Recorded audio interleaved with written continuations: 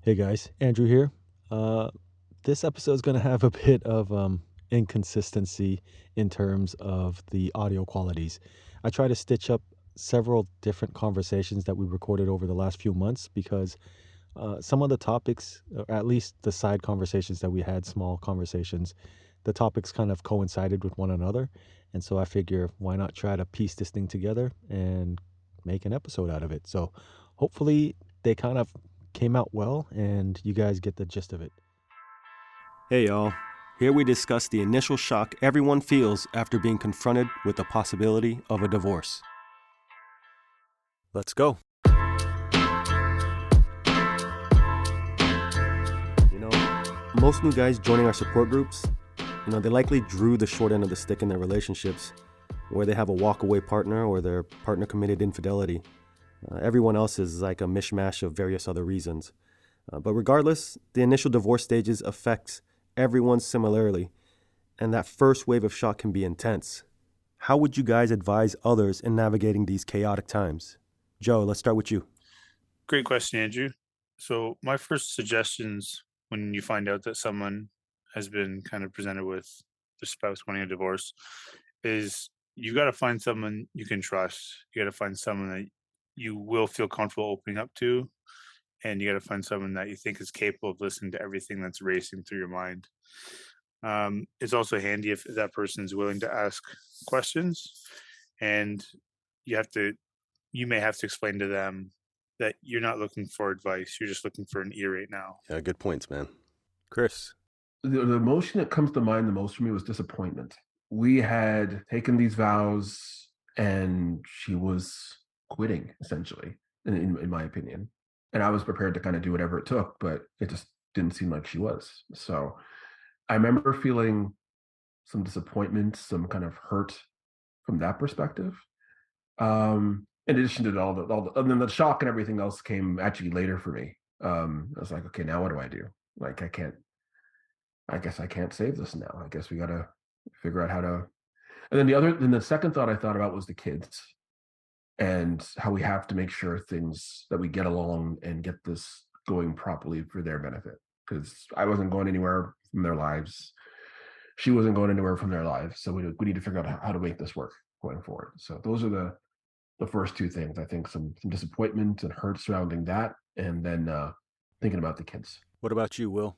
Yeah, I think for me, like when I first heard the news, right, or how the events happened, and I perceived that she wanted to end their marriage or was exiting it.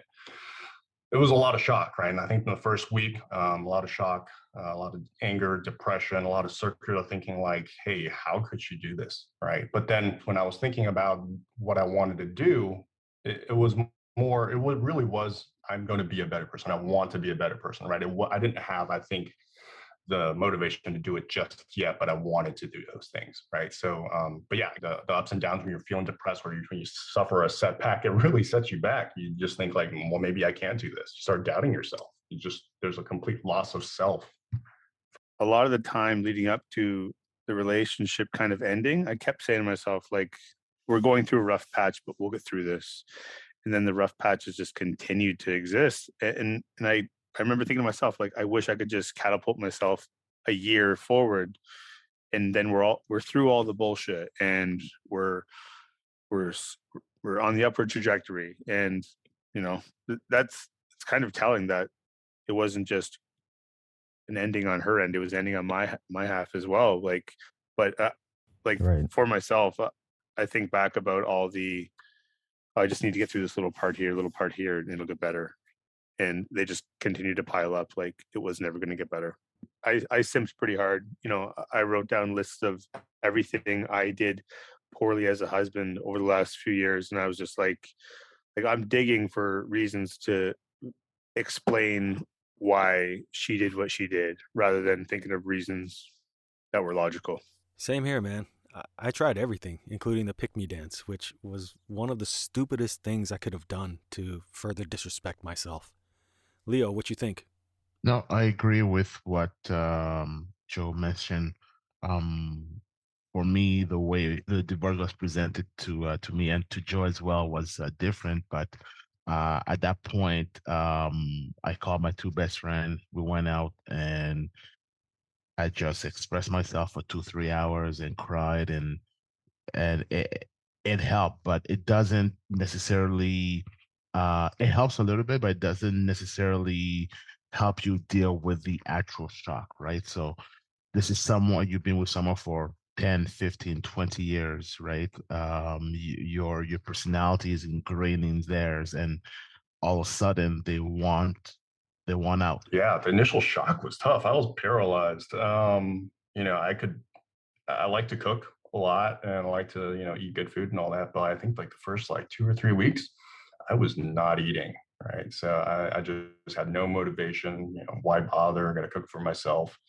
And I was fortunate, and I had a friend who actually said, "Hey, why don't you come? Just I'm worried about you. Why don't you come like stay with me for a couple weeks?" And he would drag me to the store and ask me what I wanted to eat. I'm like, I don't know, right? And then do things like that for me. So I was really fortunate to have someone like that. I don't have family around here, so it's good to have someone to lean on for sure. Especially when you're feeling that low, where you just don't know who you are anymore. Your life is, as you know, it is gone. Um, it's it's super pessimistic, and it's easy to fall into that like hole of despair. Yeah, definitely. Because I remember when you first joined our support group, I remember talking to you individually in our private chats, and you were having these episodes of not knowing what you wanted to do. There are days where you were talking about how, yeah, I know what I got to do. I can't continue this relationship. And then other days you're like, yeah, I think we're going to give this another shot. And then again, it repeats over and over to the point where I think you guys did come back together for a point to reconcile. How did that affect the relationship? And did the roller coaster, was it still in effect, or was it on pause while you guys were trying to fix this thing? But honestly, looking back, I don't think I really ever got off that roller coaster until I fully accepted it. Like you said, I think I was real back and forth. Like one day I'd be super optimistic about it and give another shot. And the next day I'm like, I don't know how I'm going to deal with this. It's just getting eaten up inside by all the doubt. But I don't really feel like I got off of it until made the solid decision to just say, hey, this is bad for me. I'm not going to continue this anymore. The worst part was just the constant wondering of, am I doing the right thing? Yeah. Like, am I doing the right thing by leaving this relationship? Am I doing the right thing for me? That was tough. And both my therapist and my lawyer have both said, I've never seen anyone try as hard or as many times as you. And, I think that's not, it's kind of like a backhanded compliment, right? So like, but that was a little bit validating too, because at the end I was like, you know what? I did everything I could and then some.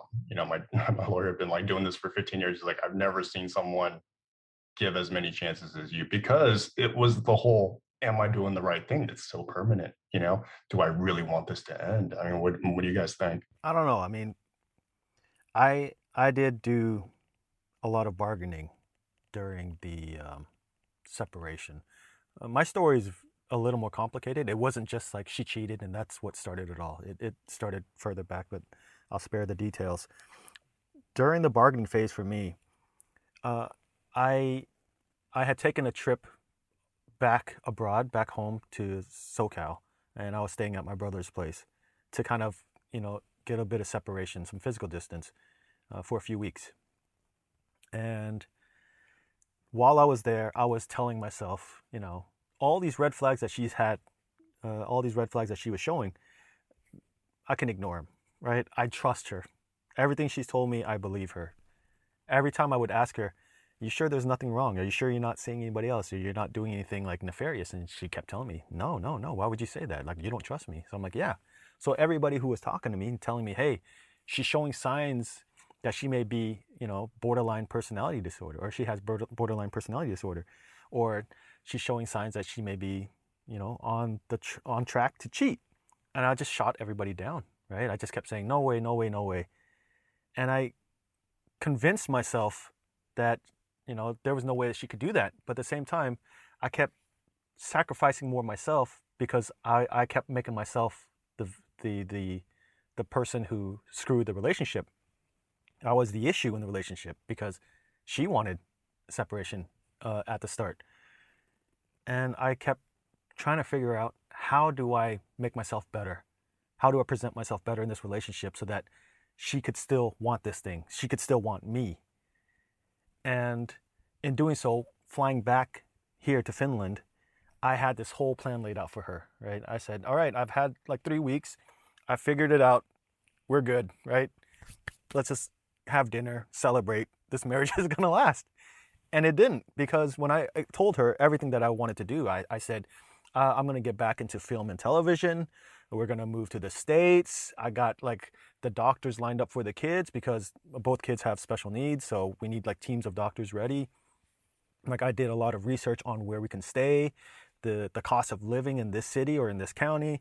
I'm like, let's do this. I'm ready to go. I'm motivated. I hope you're motivated too. And what she said to me was, I wish you said all these things like a week ago, 2 weeks ago, 3 weeks ago. And I'm like, what changed? Right? And then I started bargaining some more. I'm like, well, what can I do to bring you back to the table? Because I just presented to you my sales pitch and you're walking away. So what more can I give to you now? And I just kept giving more and more and more to the point where I had nothing left to give. Right? And I think Sacrificing at that yourself. point, yes, I sacrificed myself completely, not just for her, but for the family, because the family, the kids were the other significant part of this equation. And I didn't want to lose that. I didn't want them to go through divorce because all the stories that I've heard, all the things that have been portrayed in media or written in books or the experiences your friends and family have had, I'm like, I don't want that. And so the entire bargaining phase for me was just me giving everything up. It really wasn't even bargaining because she wasn't working with me. Yep. So I don't know what you guys, what your experiences were, but that was mine. Yeah, you got to reach like that state of acceptance. I know Leo wants to chime in here, but it's like you think back, you can't help but think back like things were good at one time, right? Where's the person that like loved our family and all that?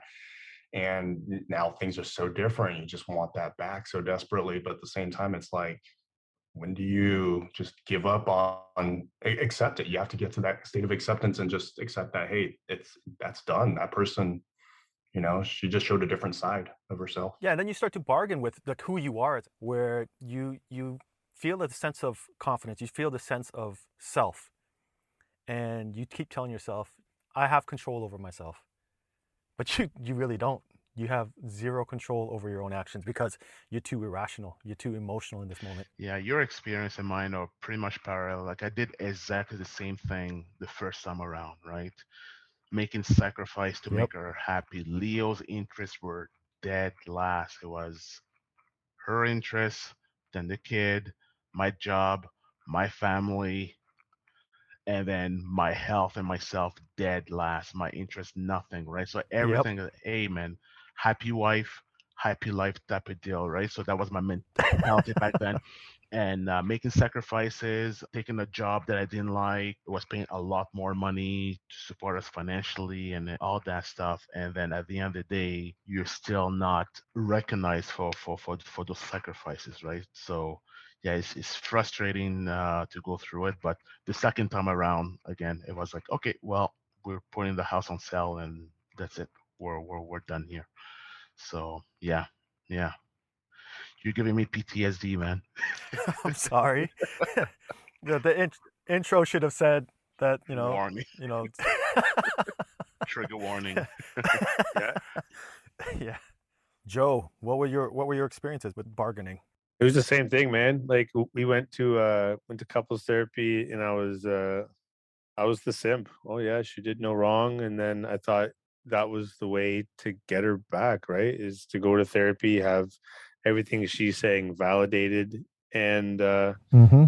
just yeah, I'll change everything, and it's just like again, it goes back to the whole thing of you're changing who you were that initially attracted her to think that now you've got to play a pick me dance. You got to walk behind her, holding her coattails so that she doesn't get, you know. And I look back and again, it's a learning experience. And I know you had that down in the bottom of the notes, like what can you learn from some of this stuff? And that's just to be yourself. Like you don't need to change who you are. And like Will was saying, there was a time where I was like, hey, let's forget everything that happened in the past and let's move forward. And Oh yeah. He's like, I don't care what you did. And like, what kind of hit to your mental health is that? To like, hey, I'll forget everything that you've done to get us, like, not to get us to this point, but like because of where we are, and then what you did as like an exit strategy. I'll forgive all that. Like, it's ridiculous. Just the lies you tell yourself to think that it'll come out better in the end. Just keep sweeping everything under the rug, man. That's the solution for a lot of guys. I mean, a lot of guys that are brand new to this, we've experienced it as soon as they jump into the support group, right? They all say, this, I'm still new to this. My wife just asked for, separation. She wants a split. She wants to divorce. She doesn't know what she wants in this relationship, so she needs, a bit of space from me. And then you start to see these guys lose their confidence. They start to lose their way, and you start to see them giving up more and more and more and more. And there's nothing you can do to help them change, because the power is all within them to change. All we can do as bystanders is just root them on and cheer them on. But it sucks because, like Leo was saying earlier, like, it can trigger us, and sometimes those triggers can trigger us in a bad way, and not like where we're feeling depression and sadness again. It makes us angry, because it's like, fuck, I've gone through this, man. Why don't you hear what I'm saying? Why don't you just listen to what I'm saying? Because I've gone through this. Just trust me. But that's everybody's path. That brings right? me to another question, Andrew, and for the rest of the panel as well. Like, so we're here. We have this podcast. We're sharing what happened to us personally. We give a lot of advice on the chat group and everything. But the more I think about it, even though like we went through, I guess we're veterans. Like we know what we're talking about. Right. I'm not just because we're men and we learn by experience, but the more I think about it, is like they need to go through all this. There's no way to avoid this roller coaster and these stages that we're talking about today. It's like you need to go through it, Yeah. and will be there to push you near the end, right? Like at the end of the day, we're human, right? And we can tell you, yeah, so this is what's gonna happen, but there's no way to avoid. I'm not sure if I'm making sense here. Despite all the advice we're given to people who are going through this, they still make the mistake that we made when we go through this, right? And it's frustrating because it's not like they're not taking the advice, but now that I think about it, it's like, no, you have to go through those feelings and those stages before you get better, unfortunately. Yeah, you just got to have faith. I mean, it really is blind faith, and it's hard to have when you're so down. You just got to have faith that it's not going to last forever. The only evidence I can, point to really support that is so many other guys have gone through it, and it does get better over time. And you just got to stay on the ride. Yeah, it's the Winston Churchill quote. If you find yourself walking through hell, keep going or keep walking, because there is an end. You might not see it, but as long as you keep progressing, eventually you'll get there. Right. So it takes a couple of days, or actually, I should say a couple of weeks, to realize what's going on. And I think, unfortunately, and perhaps you guys have had different experience, but unfortunately, I think it's a pain that you just have to go through, and just believe that at some point in the near future is going to end, right? Like that pain, that shock is gonna go away, and you'll be able to start thinking about the next step in the divorce process. So that was my experience. You just have to go through that path of pain and sleepless night and not eating for a couple of weeks, if not longer. How long do you think it would take a person on average to get to that point if they didn't have some sort of support group to help them along the way? It depends on their personality. It depends of who they are. Some people are soft, so other are more stoic and harder. But I was on average, I would say between 6 to 8 weeks, in my opinion. And that's 6 to 8 weeks from where they started to kind of being able to accept that this relationship is coming to an end, and about it's not time to, but it might be beneficial for yourself and for the future of things to start moving forward? Yeah, I was 6 to 8 weeks from D-Day, from the day you received the news that she wants a divorce or your spouse wants a divorce. Yeah, I would say 6 to 8 weeks to absorb that information and pinch yourself, try to see if you're not dreaming, no, this is real. And then finally realizing that, okay, I need to move forward and decide what are the next steps. Yeah, I agree, Leo. Chris, you want to say something? That part of the conversation made me think about how important it is to get around people or to find a group, whether it be something like this or whatnot, with people who have been there, who understand, rather than kind of dumping everything onto your existing friends. Because in many cases, your friends, especially if you're in a married relationship, are usually other married or coupled people. It's just the way that things change once you're with when you're in a committed relationship, you find your way around other committed people. At least that was the case for me. Um, so finding, say, this group or like a therapist who understood as well was very helpful for me in terms of um, helping to manage after the separation, versus going to my friends who are all married and long-term relationships as well, and um, you know didn't really want to wouldn't have understood, and frankly haven't completely understood what's going on or what I've been going through. So No, that's a very good point, Chris. It's an important detail you mentioned it because the two friends that I mentioned, they're divorced, right? So they understood exactly what I was going through, and it's funny because they're my friend with friendship, right? Sometimes you want to say something, but they, after I told them the news, they weren't surprised. They saw signs of my marriage being dissolved month ago because they went through it a few years ago. So yeah, that's a good point that you raised there. Not everyone, don't go and to your married friend and just pour your heart out.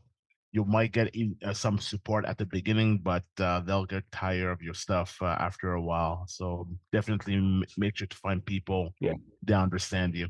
So the point you said about your friends getting tired of your, I guess, emotionally dumping and whatever, I agree 100%. And that's maybe an incentive that it's like you have to recognize that you may alienate friendships if you take this as an opportunity just to puke out all your feelings as opposed to do something about it. I think um, hopefully having friends that are capable of explaining to you in a gentle manner or a stern manner, however, whatever appeals to your personality. But I think it's important that they care enough about you to keep you in check as well and like give you a heads up like, hey, like we're kind of circling the drain again, we're back into step one, like how can I help you get out of this?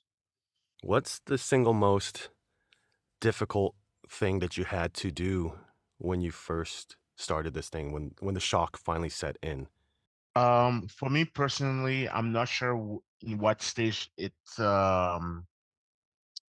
goes in, but I think the most difficult part for me was telling my son that yeah, mom and dad won't be together um any longer, right? So that was really, really, really tough for me. Just staying there with a straight face, with her beside me, and he had questioned, he was young. Afterwards, I he felt he kept asking, did I do something wrong? Did I do something wrong? So for a couple of days, tried to convince him that nope, this is nothing has to do with him and stuff like that. That was the most difficult thing in this whole process for me, anyways. How soon did you have to, I guess, visit that stage? Because it sounds like it was somewhere in between depression and acceptance. Um, so I think it was let's see. Yeah, it was a couple of months before we had that discussion with our son. Um, but the thing is that kids are not stupid, right? Like they see what's going on. Like my son sees, hey, how come daddy is sleeping in my room all of a sudden, right? Like he likes it, but kind of weird for him. But yeah, a couple of months before I moved out, Yeah. we sat him down and we told him what was going on, and yeah. So I by that point we already filed for the divorce. We had a parental agreement in place. So I was much calmer then, but it was still very difficult to have the discussion with my son at the time. Marc, what do you think is one of the biggest obstacles or challenges that you faced in the initial phases of the shock? I think for me, it was the fact that my kids set me down and said, "Hey, mom's having an affair." I had already suspected that and had all but confirmed that myself. So it wasn't like it was new news, but it certainly had legal ramifications that I needed to kick into gear. And I think I've told before I indulged in about a 10-day pity party, found this group and did some additional men's support group training that I'd had. And after that was very vigilant and very guarded throughout the process. But there wasn't, maybe as a result of having already been a part of a lot of groups that were focused on self-improvement for guys, there wasn't maybe as much system shock as I hear from a lot of the guys that join the group, or that this is the first major event they've had to deal with in their life. It hits you regardless. I mean, I lost a ton of weight, but that was more, wondering about the outcome of all the legal strategy and all the detail. I see you, Joe. What's up, man? I find myself, I was moving in two lanes of thought with this whole thing where I had to put my nose back to the grindstone. And now it's even more important because if I slack, I'm not only losing my marriage, I'm worried about losing my house, right? I was the sole provider in the household for a long time. And maybe I think 4 or 5 months before she moved out, so when she started actually contributing. Um, and I have to provide for my kids. That was a non-negotiable. So I was able to still kind of have two modes of thought where I'm going through these 5 stages of grief, but I have to, like, I can't let my work suffer because it's just I need to perform or I'm not going to get paid, right? I think I was fighting the stages of grief from denial, like after everything I did, why is my marriage being taken from me? Anger because I really felt like I did everything I could to be the best partner. And this is at the time. Like afterwards, doing reflection, I recognized that there was a lot of things that I could have done better. I recognized there's a lot of things that she could have done better, and I recognized there was a lot of things that we could have done better. I was bargaining like crazy, man. I was trying to just save what I thought needed to be saved. I was excusing bad behavior on her behalf, and it was just like I need to save this. And the bargaining was at a, like, it has to be done. Um, Depression because I was feeling like I had given everything that I could as a husband, and there's like a few nights I can remember, and I'll probably never forget them, where I was crying in my garage, I was crying in the bathtub, and I was just weeping because of I'm thinking like I truly felt like I gave everything I could, and it just wasn't enough, and now I'm being presented with divorce, and now I have to do even more when I'm like pulled so thin about it. Um, and it feels like the posts have moved as well, right? Like, there's conversations about tons of alimony and tons of child support, and it's like it was just a very volatile situation for both people. So, Not to it mention your was, kids. yeah.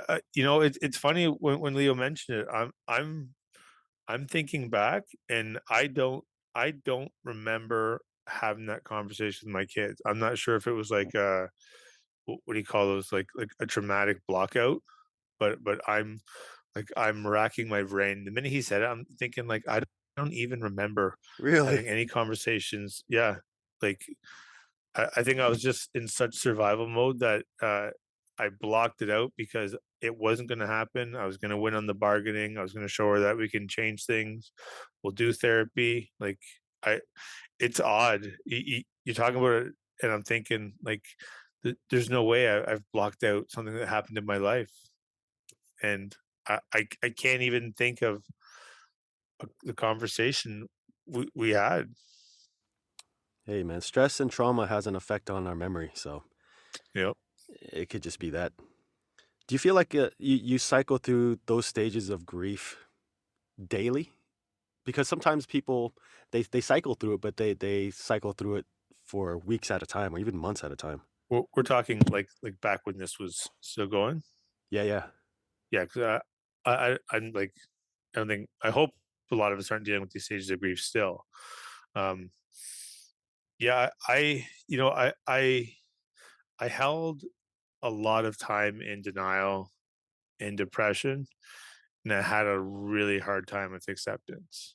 Acceptance came when I started doing a lot of the journaling to myself over voice notes, and acceptance came when I started doing like daily gratitudes and finding that silver lining and uh didn't cycle so much in the anger. Anger was kind of like a climax of the week is I would just I'd be I'd be on a job site and I would just yell like you fucking cunt and then I'd like I'd you know I'd probably clench up my hands and I'd have my moment where my blood pressure and everything would rise and I'd be like, you know what?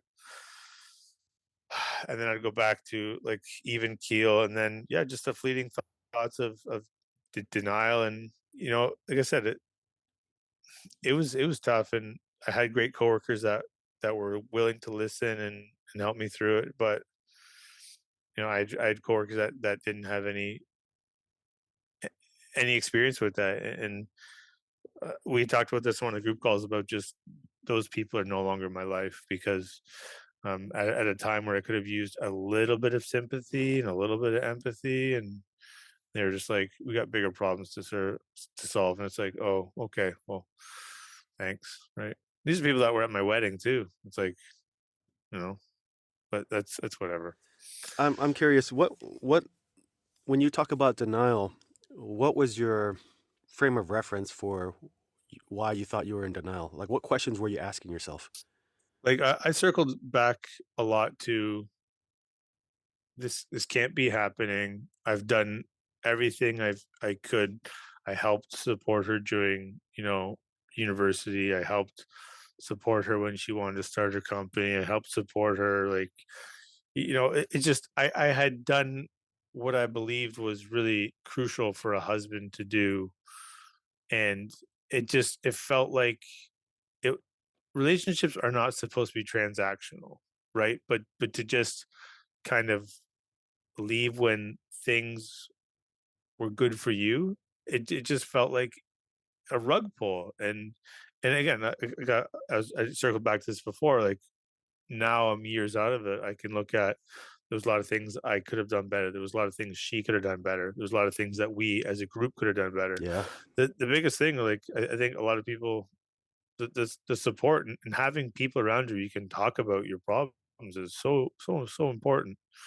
The people that actually get it, people that are in happy relationships, people that are in horrible relationships, they be like, don't do what we do. But like, I again, I think one of the biggest things I take away from it is I was such a proud stoic man that I should have been talking more with people about Yeah. what a good relationship looks like. And I didn't know where to start because I had no examples of what a good relationship was to begin with. Right. And again, it's not about blaming anybody, but my parents were divorced and her parents were divorced. And I see the relationship that her parents have, like her her mom and her husband. And I'm like, that's not the one I want. And I remember her saying to me like years into it, like, I never want to treat you like they treat each other. And then lo and behold, like it it got to that point. And I don't know. I think I'm taking up too much the stage now, but It's fine, you man. know, it's I'll cut you out. Don't worry. It's this is all had to happen. Like Leo said, you got to go through these stages, and you got to be honest with yourself, and you just have to like. Again, as easy as for me to say, you got to ask yourself, how long do I want to be here? It's There's really no other way to really do it. You have to have that conversation, and you have to you like anything. You got to give yourself a cutoff, right? You can't pay off your mortgage in 200 years. You got to do it in 30, right? You're not special because you're having an emotional situation that's a traumatic event. It sucks, but You raised an important note. Oh, go ahead, Leo, if you're going to say something. No, I was gonna say Joe said something very important, at least to me, anyways, which is very unpopular with a lot of guys, which you need to give yourself a cutoff point, a deadline, right? I know we're talking about emotion. I know we said, people will grieve for different period of time. But for me, I really, really, really had to come out and say, okay, by this fall, you need to move forward. It was very black and white for me, right? It was like, okay, you give yourself till the end of September to move out. And then after that, you need to move on with your life because one, you're going to live alone. Two, you have a kid to support. And three, the bills are not going to pay by themselves. You need to go to work. You need to be more productive, right? My boss, thankfully, he gave me 2 weeks off, but after a while, the quote unquote pity party will stop and say, hey, man, I understand what you're going through, but you need to be more productive. Right. So this is something that I was a little bit too hard on myself, but it's something that I felt I needed to do. It was either you let this thing crush you or you use this now to propel you to new height. And I chose the latter. that's it, man. What you want to say about that, Will? Yeah, there was so much of the thought of this wasn't supposed to happen. This is not where I saw my life heading Yep. at my age or whatever age anyone is. I see a lot of guys who at least they don't have to take our advice or our counseling. And I would personally advise them not to do that. They're there for your consideration. They're supposed to be used as like a guide and a blueprint. But a lot of guys who are seeing therapists and counselors, they're getting all these different tools that they can use in their practice, and they don't want to use it. They say, I know better. And then they don't know better, because when they try to do what they thought they were supposed to do and it doesn't result in what they were hoping, they feel like, oh shit, well, what happened? I thought I had this thing under control. And it's because you don't have anything under control. You think you have control, but really, I agree. it's like, And I think it's important at that stage to have boundaries, right? Personal boundaries and boundaries for yourself as well. Like I said earlier, do not engage with your soon to be ex or your ex AP. In a recent episode, do not sleep with your ex. That's irrational behavior, man. irrational behavior, right? So having boundaries in place where you can so that you can control that is very important at that stage. Yeah. Because it's hard to trust not only your soon to be ex, but it's hard to trust yourself. I think because we live in our heads for so long, we get too comfortable and we think, well, if I can't trust her and I can't trust anybody else, at least I have myself to trust. But can you really? If everything you've done has led you to this point and things aren't getting resolved in a timely manner, then can you really trust yourself? That's a question that nobody is willing to answer when they're just starting out in this journey, because no one wants to be looked at as if they didn't know what's going on or that they're ignorant to this. They want to be so assured of themselves that they know exactly what they're doing, that they can, again, going back to control this thing. And you can't control this beast. And I think a lot of us feel like we can't trust ourselves, right? So because we've lost so much of our identity and we built this entire identity around being a married person, around being a dad, around, being part of a couple. And now we're in this completely new thing where we've given up our sense of self. It's like, who am I? What is this reality that woke up in today? And can I trust what I'm thinking? Yep. I don't. I mean, a lot of times I didn't know. Like yesterday, I thought I wanted this. Today, I want something else. Like It's almost like being in a time capsule too, right? Yep. Because from when you started your marriage or even your relationship, if you had a relationship like Leo said, that longevity masks over all the time that you could have benefited being single or having a life of your own, instead of like what you were saying, Will, where we project the things in our lives onto ourselves. And so everything becomes us. Our kids, our family, our wives, they become our identity. And then we wind up losing ourselves. So then in a marriage of, like, for me, was roughly 12 years, it felt like during the separation and divorce, I was right back in between, like, two worlds, right? Part of me was back before marriage, and the other one was caught up to the event that's happening now. And I'm like, oh shoot, like I missed out on a lot of stuff in between. I have no idea where I'm going. I don't know what to do. I don't know what has changed in this world. Like, this entire world looks and feels and sounds and smells and tastes different. All my senses were all messed up. Yeah, and sometimes you just think, I just want to be with this person that's done these terrible things to me or has been so bad for me, right? I mean, that itself is questionable. Yeah, that's the comfort you're seeking. And your brain is searching for the path of least resistance. It always wants comfort. It always wants safety. And, even if you have to sacrifice more, even if you have to lower yourself into a lower standard of living, you're willing to, because you just want that comfort. You just want something that's sustainable, I guess, quote unquote. Fear of the unknown. You don't know what's on the other side, but you know what you had. Yeah. Yeah. It beats not knowing. Yeah, scarcity mindset too. Like, would I find someone, and am I gonna? Because for me too, like you said, you live in a bubble for 10 plus years in a relationship, and then you come out of it. Dating has changed. You're using phones now. Everything is changing, right? Yeah. And like you said, you feel like you missed out. Say, what happened here, right? So yeah, yeah. And then you freak out because, like you said, your brain is like, hey, what's that source of safety? And that Yeah. source of safety is your ex, right? So Yeah. yeah. So to swing it back into the question of, how do we channel our anger? Start a podcast. Yep. So, Leo, what you were saying, I agree, man. Going to the gym, working out, finding Yes. a huge, Yeah. heavy punching bag, it's all, beneficial to you, just to get all that tension out of you and that stress, because it does have a physiological effect and physical effect by helping you reduce the cortisol that's inside your body. And I would just add this last point, like this and negative energy that you have, right, is very finite. So you can let it destroy your mind and everything, or you can find channels to use that negative energy, like going to the gym, like you just mentioned, that did wonders. Like for the first time in God knows how long, I had a cyst back.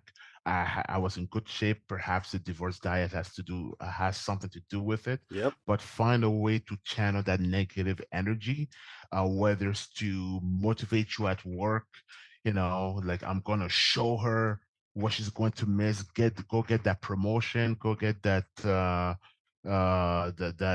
new job, or go get that new body, because after a while that negative energy will go away. You'll get over everything. Life will be good, and then you'll get back to be uh comfortable. So yeah.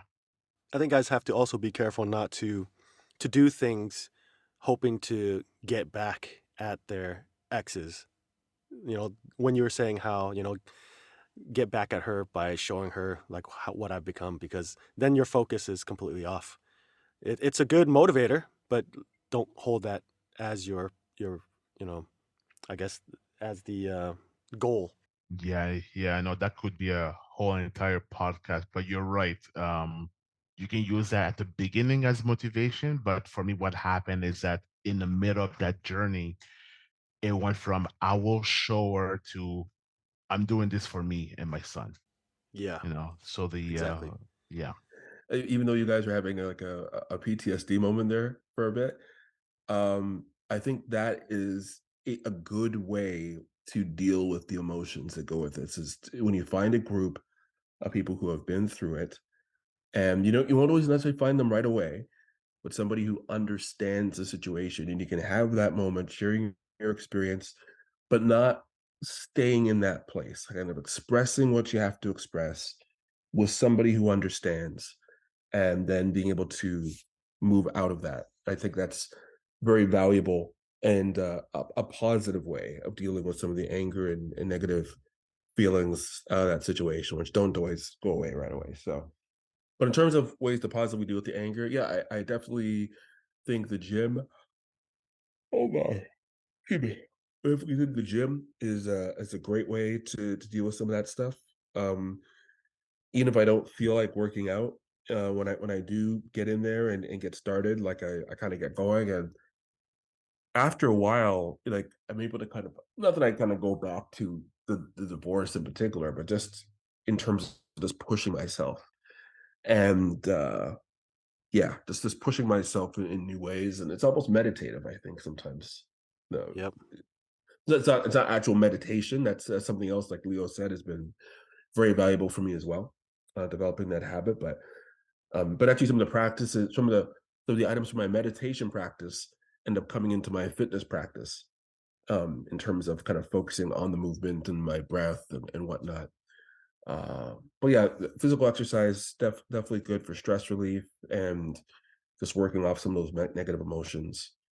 And yeah, just being able to find people you can express yourself with, or even if you don't say anything, kind of just listening into other people's stories and what they're going through, because you're going to find that you're not alone. And just, I think that's probably one of the biggest things is understanding you're not alone. There are other people who've been through this situation, Yeah. maybe not exactly the same circumstances, but similar enough, some of the similar emotions, and getting around people who understand. So very important, at Yeah, least it's for me. like riding a roller coaster. Everybody has their own experience, but it's the same roller coaster. Yeah, yeah, Interesting. yeah. And then that's something else I think we were talking about. We touched on earlier about accountability and our friends of the opposite gender. And I would just say that one of the most important things you have to do is do these things for yourself, for your well-being, not to get back at them, not to do anything other than become the best version of yourself. Um, because if you are looking for that person to apologize or take any accountability, any true accountability, you will likely be waiting a long time, and it will not it may not be as satisfying as you hope it'll be. For sure. So you have to be able to get to a place for yourself where these things matter to you, um and just to get yourself to where you need to be for yourself and for your kids if you have kids. What do you think, Joe? It took my dad 30, 30 some odd years, and he got an apology letter from my mom on Father's Day just for things that she said she could have done better. Um, like Chris was saying, right? Um, Accountability, integrity. It's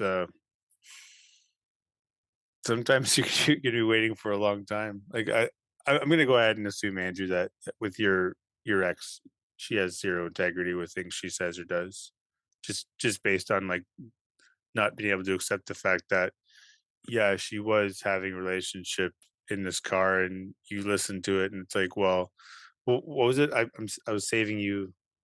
However she worded it, I was saving you the Self-sabotaging the relationship in order for, things to happen yeah. so that, she doesn't have to keep it anymore or keep that Get over secret. yourself. That's ridiculous. Yeah. Um, well, you were asking about like coping with the PTSD. No, no, Sorry. no. Channeling your anger, like what were some of your, Oh yeah, your practices? gotcha. I think I was the same as everybody. Like, I would try to make it a requirement to go to the gym, even if I was just going to go into the sauna. And then once I was at the gym, then I'd have to I'd stretch. But you know what? I'm here. I might as well work out. Um, well, a lot of bike riding. I actually took up paddleboarding as well. Paddleboarding was cool because I'd have to put my phone into like a Pelican case or like a waterproof case, and the only thing that I had out was a speaker, so I wasn't distracted by anything else going on. This was my time to be out in the water, and I would paddle out, and then I would just lay on the board and enjoy the sun or enjoy the sunset or whatever. I actually used to keep my paddleboard in my work truck because it was important to have that de-stress where I wasn't getting bugged, even by like the world around me. Like I think it was Thursday. I was trying to organize some stuff at work, and then it was just like I I put every chat I have on WhatsApp on mute. They were just ding ding ding ding ding, and then I'm getting text messages from people on site, and I'm just like I want again I wanted to scream because I'm just like I'm just overwhelmed with way too much. It's just sensory overload. And I'm just trying to do my job, and then it's raining, and it's just like everything piling on. So it was nice that when I was paddleboarding, it was just complete freedom from any sort of connectivity. Right? Meditative, man. It was so nice, man. Like, I think that helps being surrounded by quiet. It helps quiet the noise that's in your head too, because you're able to focus more on certain thoughts rather than being distracted by so many different things. And being in a different environment also helps because if you're at home the whole time, you're being reminded of certain things constantly. And so when you're in a different environment, like you said, when you're out in the water, it brings a different perspective because now you're like they say one with nature. And so you're I think open to the idea of thinking a little more freely. like if we're on the river and we got the paddleboards out, it's not so much a big deal to have a phone out because if you drop it, you can go in the water and get it. But when we're in the lake, like paddleboarding, that thing's gone, right? So Yeah. it's very key that it stays in the Pelican case. I even think like it. I don't even know what kind of speaker it is. It's waterproof as well, but I think it actually picks up your voice, so you can actually say, "Hey Siri, play the Tragically Hip," right, or whatever. Yeah. So I think one last thing I want to talk about because we're talking about channeling our anger and channeling our energy. One of the I guess metaphors I use is it's like looking at it with using real world energies now, right? You have coal, you have fossil fuel, you have clean energy. And so at the beginning you're all working with the dirtiest of energies. It's all that toxic, gross, disgusting energy. It's all the negative energy. And over time, as you progress through this and you start to evolve, you go into the cleaner energy, right? You start to source cleaner energy and are able to better refine what it means to channel that anger. So I think being able to not, I mean, because some guys hope that they can get from point A to point Z by skipping all the other letters. But really, you really have to go through every letter in order to get to Z because that's there's a whole lot of learning that needs to be done before you get to that point. we hated going through those steps as much as you do. Like you just have to, like, Yeah. right? Yeah, there's no way out. I mean, if you skip something, you're going to be missing out on something else. I think that's a huge fear of guys is just having to go through the process. It's the uncertainty of the pain and the workload, how much time and energy, how much mental distress it's going to cause. It's all part of it. You have to go through it just like everybody else does. You know what? Like I think about a lot is I think a lot of guys get into it, they scratch the surface, and then they retreat because they're afraid that upon going on this journey of like being vulnerable and transparent and honest with yourself, because a lot of us, how many of us smothered all that to be, oh, we'll deal with it when we get a chance, and that day never comes, right? Yeah. Like unless you actively seek it out. And I feel like that's a big thing too, is there's a bit of going into it and then a pull back, and then like you're telling yourself a story like, oh, I did work, so I'm good, so I can skip a few steps. But like you got to really get into it, and it's really cool seeing some of the guys in here that are talking so openly about things, and you're like, oh, you're going through things, and you're having honest conversations with people, and you're not feeding a line of shit. And like us being out of it for so long, we can. I'm not saying we're experts, but we can hear the voice notes. We can hear or we can read the text. Like, yeah, no, almost there, and I think somebody might be lying along the way. We get a lot of those. Yeah. But the thing is just be honest. Like we're not here because we want to be catty men. Like we actively want you to be the best version of yourself, and it doesn't benefit me. Like if 15 guys get better out of this, that's great. If 100 don't, it's no skin off my back, right? That's why I always. I was just gonna say that's why when I do participate in the main chat and new people join, I tell them, okay, sorry you're here, but you know what? It's going to suck for the next 18 to 24 months at least. You're gonna go through this. You're gonna go through. I'm trying to manage their expectation because I'm starting to see some patterns, right? Like what Joe went through, what you guys went through. There's some patterns. I'm not sure how long each day is going to last, but there's some patterns. There's some patterns here that we can present and tell them, okay, you'll go through this, you'll go through anger. If you need to scream or you need to rant, we're here for that. Yep. We're not lawyers. This is what you need to do to get over it, and then we can talk about dating after you've done the work, right? So at the end of the day, you need to do the work. It sucks, but in many cases, for those who have done the work like you guys, you are in a better place. I think, and correct me if I'm wrong, but I think you guys are a new person, a better version of yourselves, right? You guys know what you want in life and you want in a partner, and then I think you guys are living your best life yet. So um, I hope people can see that, right, in you. That it's not the end of the world. It's unfortunate what happened to them, but there's better days ahead if they do the work. That is.